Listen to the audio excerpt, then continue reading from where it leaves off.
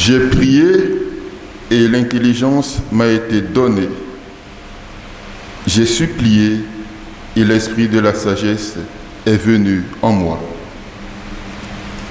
Frères et sœurs, cet extrait du livre de la sagesse que nous venons d'écouter en première lecture nous situe sans doute au cœur même de la vie de frère Thomas d'Aquin que nous célébrons aujourd'hui.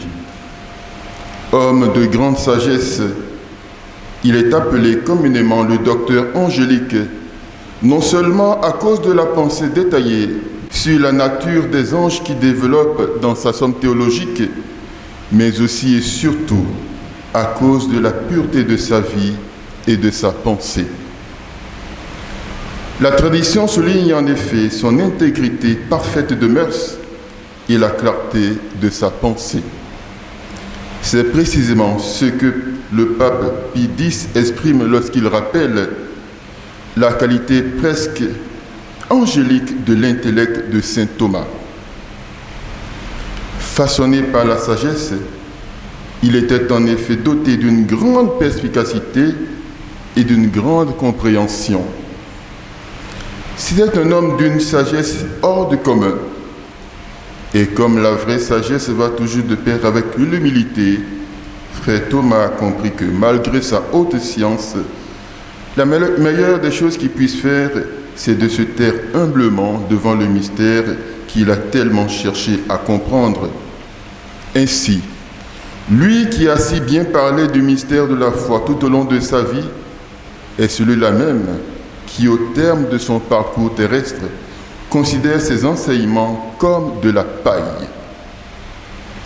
Cette marque d'humilité n'est rien d'autre que l'expression de sa grande sagesse, car au fond, Dieu, nul ne peut le maîtriser avec sa pensée humaine, quelque brillante qu'elle soit. Dieu nous dépasse infiniment, sa pensée nous dépasse infiniment. Frères et sœurs, en célébrant aujourd'hui saint Thomas d'Aquin, je voudrais avec vous contempler en lui le frère, le penseur et le saint. Né en 1225 au château de Roccaseca, près de Naples, dans une famille appartenant à la noblesse italienne, le jeune Thomas fut très tôt confié à l'abbaye bénédictine du Mont Cassin pour son éducation, comme c'était l'usage à l'époque. Mais alors que ses parents voyaient déjà en lui un futur abbé bénédictin, avec la sécurité et les honneurs de cette carrière toute tracée, Thomas, contre toute attente, choisit la voie de la prédication itinérante dont l'ordre des dominicains qui venait de naître se faisait le héros. Et ce choix personnel, fait contre l'avis de ses parents, suffit à lui seul pour rendre compte de la grande liberté intérieure ainsi que de la force de la vocation de Thomas. Ce choix dit également la préférence de Thomas pour l'amour de la pauvreté et l'amour de la vérité, qui sont les deux caractéristiques de l'ordre des prêcheurs dont la devise est Veritas. Thomas a fait le choix d'être un frère prêcheur. Comme l'indiquent plusieurs biographes, il n'a pas fallu bien longtemps pour les contemporains du jeune frère Thomas de remarquer ses grandes qualités religieuses ainsi que ses prodigieuses qualités intellectuelles. Esprit brillant et doté d'une exceptionnelle sagesse théologique, frère Thomas fut un savant écouté et consulté. Ses cours et ses commentaires sont édités alors qu'il n'avait pas encore 35 ans. À Naples, à Paris ou à Rome, où il se déplaçait souvent pour des enseignements, frère Thomas voyait également venir à lui les grands de ce monde, rois, princes, confrères théologiens de renom et dominicains. Il venait notamment pour le consulter et solliciter son avis. Travailleur infatigable, Thomas fut un frère dominicain dont l'exceptionnalité de la sagesse théologique et l'aura fait que dès sa mort en 1274, les dominicains en font leur référence particulière. Aussi, avec sa canonisation en 1323, l'Église reconnaît également la grande sagesse théologique de saint Thomas d'Aquin avant de l'élever au titre de docteur de l'Église en 1557, en plein concile de Trente. Son aura culmine en 1923, lorsque Pie XI lui attribue le titre unique de docteur commun universel de l'Église, reconnaissant ainsi la sûreté, l'universalité et l'importance de sa pensée théologique et philosophique applicable à l'ensemble de l'Église.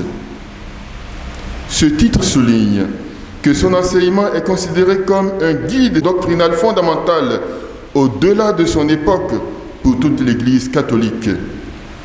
C'est pour cela qu'aujourd'hui encore, le 9e docteur de l'Église, l'auteur du fameux chant d'adoration eucharistique Tatum Ergo Sacramentum, demeure la référence supérieure la plus emblématique parmi ses pairs. L'Église a d'ailleurs rendu obligatoire l'étude des pensées et des enseignements de saint Thomas pour tous les séminaristes et ceux qui se préparent à la prêtrise. Nous avons aujourd'hui une école de pensée connue sous le nom de thomisme. Frères et sœurs, si Thomas est connu comme un frère dominicain et un fameux maître, il est aussi et surtout un saint. Et cette sainteté parcourt toute sa vie et toute son œuvre. C'est au milieu même de son travail que se dessine sa sainteté. En effet, sa tâche de théologien, frère Thomas la comprenait avant tout comme une quête de la vérité. Très tôt, Thomas a ressenti le besoin de se consacrer totalement et pleinement à la recherche de la vérité. Non pas une vérité conceptuelle, mais celle qui est une personne, Jésus le Christ. Chercher cette vérité pour l'aimer et la faire connaître. De l'âge de 8 ans à la fin de sa vie, sa grande question était « Qu'est-ce que Dieu ?» Ayant reçu le talent d'une intelligence exceptionnelle, il a fait fructifier, travaillant sans relâche pour ne pas s'arrêter à une connaissance partielle de la richesse insondable du Christ. Conscient par ailleurs que nulle intelligence ne peut saisir à elle seule le mystère toujours caché en Dieu, il a étudié ce que les autres en disaient. Convaincu qu'il n'y a aucune connaissance qui soit absolument fausse et ne contienne une part de vérité, il a scruté tous les auteurs en mettant en exergue cette méthode en vogue à l'époque médiévale qui constitue l'ouverture au débat et aux objections qui pouvaient être faites à la foi. En contemplant aujourd'hui la sainteté dans la vie et l'œuvre de saint Thomas, nous pouvons, frères et sœurs, nous laisser interpeller par ces quelques questions. Comment travaillons-nous à faire de nos lieux de travail le lieu de notre sanctification?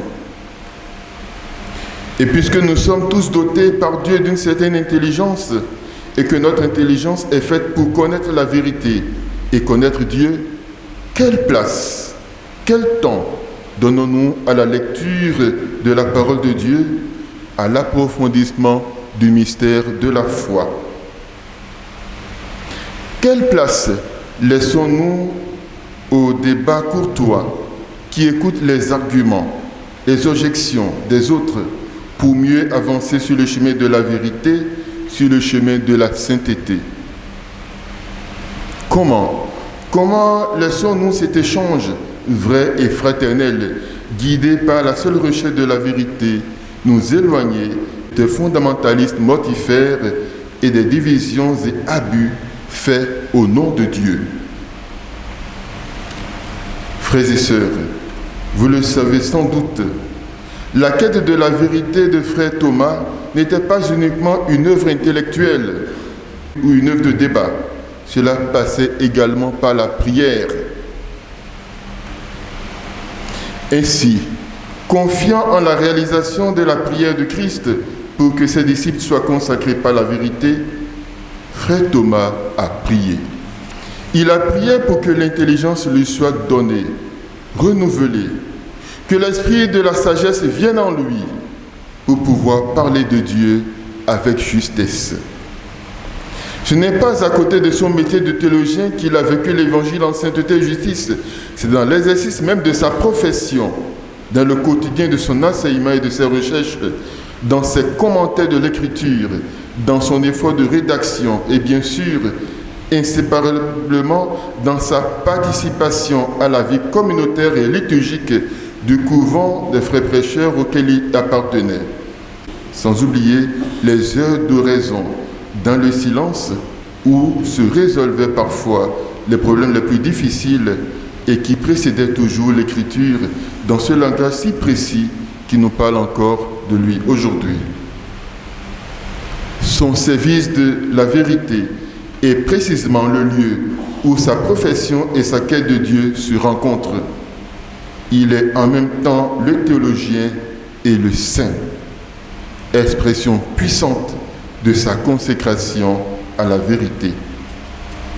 À sa suite, osons prier donc pour que la sagesse nous soit accordée à nous aussi, pour que nous sachions dire Dieu à nos frères et sœurs dans un langage qui leur parle. Frères et sœurs, comme frère Thomas, chacun de nous a été consacré par la vérité, par son baptême.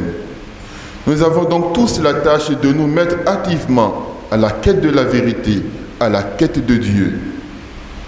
Comme Thomas, nous sommes tous appelés à faire de la vérité la quête incessante de toute notre vie et à l'accueillir dans notre existence tout entière jusqu'en ses moindres détails.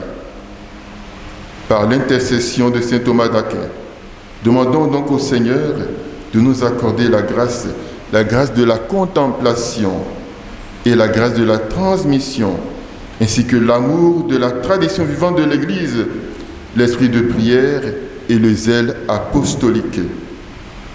Demandons au Seigneur de nous donner d'expérimenter la delectatio qu'il y a dans cette invite que nous lance frère Thomas, contemplare et contemplata alis tradere. Priez aussi que nos communautés dominicaines soient davantage des lieux de rayonnement de ce Dieu vérité sur nos vies, des lieux où la vérité est cherchée, trouvée, célébrée et annoncée avec humilité et avec joie. À vous tous, frères et sœurs, qui êtes venus célébrer Saint Thomas avec nous, je souhaite une très bonne fête.